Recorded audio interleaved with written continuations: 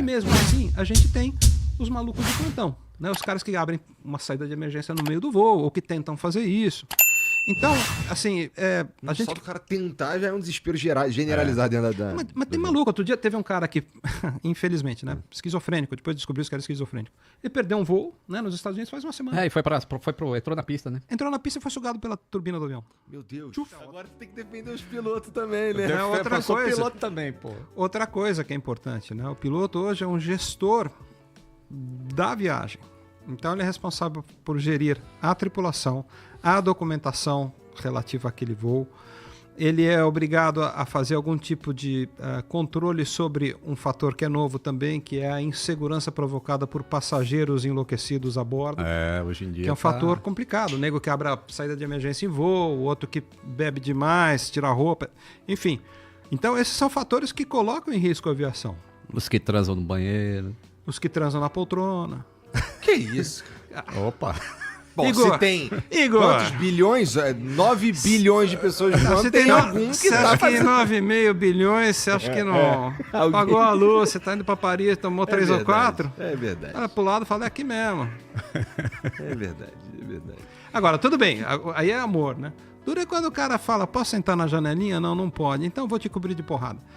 E aí começa a dar essas coisas que têm acontecido no mundo em que as pessoas perderam as noções de civilidade. Hoje eu tava conversando com o Rafinha Bastos, né? E a gente tava comentando sobre isso, né? Ele tava falando, pô, é muito estressante hoje você viajar.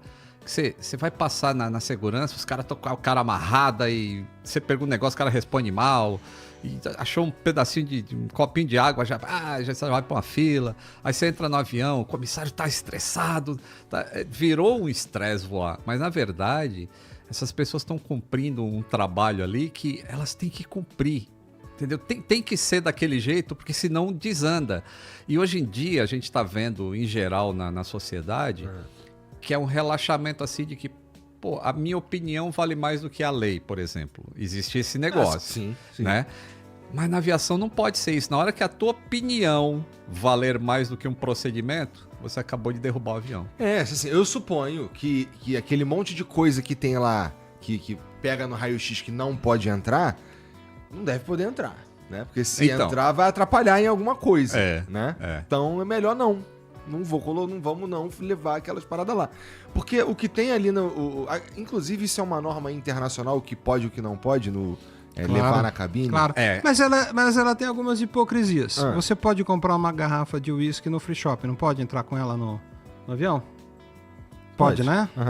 Aí Pode. você vai lá... Não, eles se entregam na porta, mas você não pode abrir, teoricamente, porque ele vem lacrado, inclusive. Tá. Mas você pode. Você pode, certo? Então, Mas você não pode trazer de casa se for um voo internacional. Tá bom, mas ok. Mas você entrou a bordo, você comprou no free shop, foi entregue na porta e você entrou com uma garrafa de uísque dentro do avião.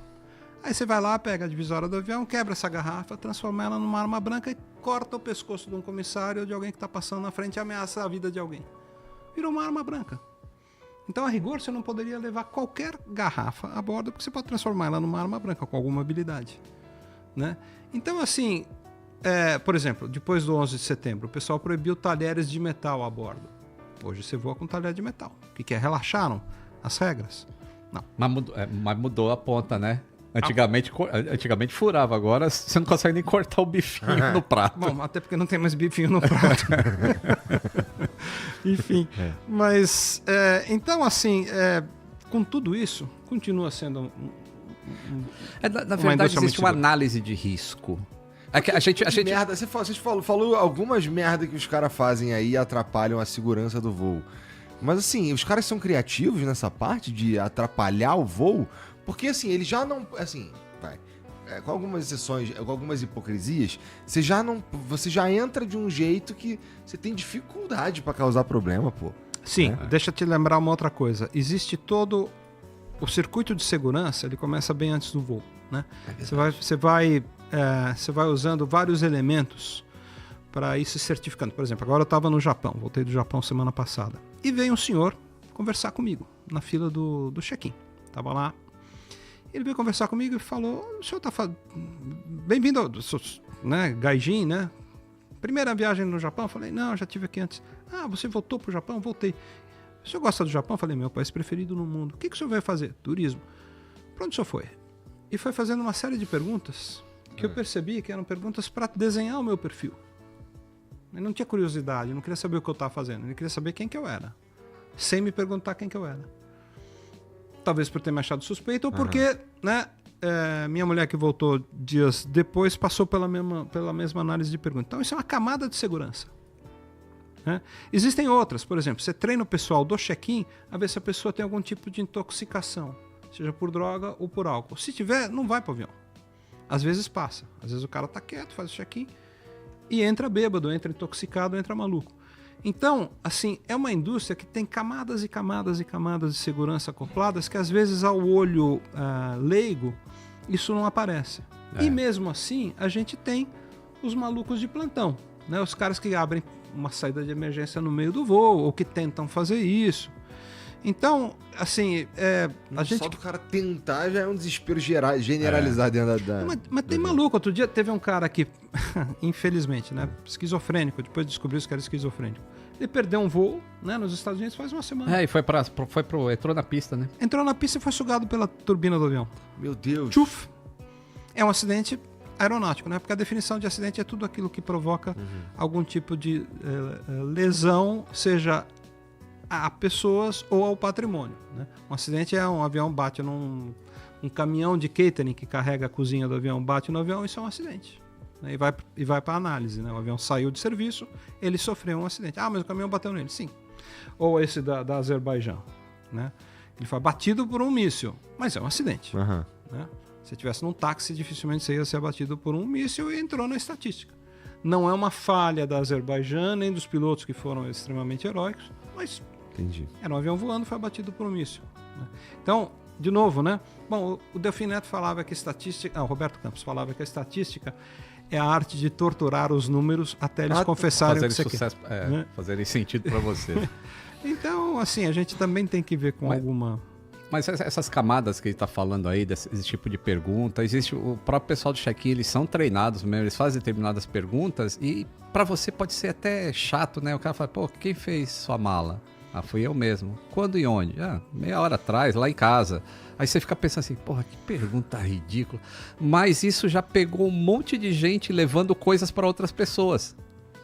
E aí, antes de chegar no área restrita lá na série, o cara, pô, já pegaram ali, já chama a polícia e tudo mais. Outra coisa, a gente gosta muito de tecnologia. Você foi recentemente para os Estados Unidos? Não, recentemente é o quê? Lá no último ano, por exemplo. Fui. Quando tu chegou lá na imigração, não foi tranquilão? O cara te fez um monte de pergunta. Não, em geral, não foi um monte de pergunta, não, foi tranquilo. Então, se tu tivesse indo para os Estados Unidos há 6, 7 anos atrás, tu tinha que responder um monte de pergunta. O que você veio fazer aqui? Quanto você tem de dinheiro? Onde que você vai ficar? E antigamente já tinha que preencher um negócio de papel. Mas a tecnologia melhorou pra caramba. Então hoje, quando você embarca no avião aqui, o cara que vai trabalhar na imigração lá nos Estados Unidos amanhã, ele já sabe toda a tua vida, onde você trabalha, que hotel você vai, o que você vai fazer nos Estados Unidos. Então hoje em dia é muito mais fácil passar. E outra coisa, facial, reconhecimento facial. A United, várias empresas aéreas hoje usam reconhecimento facial. Então você nem precisa mostrar o bilhete nem documento. Põe tua cara lá, reconheceu, você entra no avião. Aí tu, porra, que mundo maravilhoso. Mas na verdade aquilo é todo o teu banco de dados que a empresa já sabe. Esse cara não vai causar problema no voo. Ou esse cara não está banido da minha empresa, porque tem os passageiros que são banidos, né? Não adianta ele comprar passageiro. Transar no banheiro, indo pra França, pode ser banido. Pode ser banido. No Brasil não existe banir por causa da lei de defesa de consumidor, mas fora do Brasil tem bola preta. Então, se o Igor não se comporta num voo, isso vai para um file da companhia e na hora que ele entrar com a reserva, os caras batem isso e falam, ele não vai voar com a gente. E você falou em Código de Defesa do Consumidor, acho que isso precisa mudar, né, no Brasil, para aviação? Tô te botando numa fogueira. Vamos voltar a falar de acidentes. Não, mas...